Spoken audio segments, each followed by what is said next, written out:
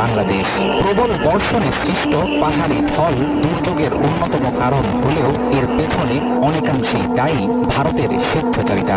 নিজেদের দোষ ঢাকতে দিল্লি দিয়েছে নানা রকম অজুহাত। এবার তারাই পড়ল প্রকৃতির অভিশাপের কবলে।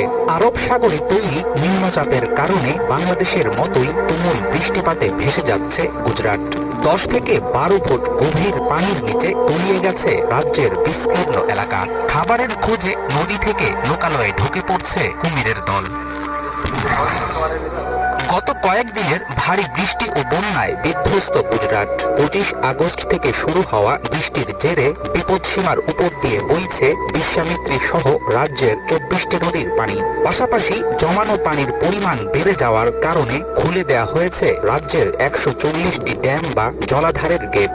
আজওয়া ও প্রতাপপুরা জলাধার থেকে বিশ্বামিত্রী নদীতে ছাড়া বাড়তি পানির কারণে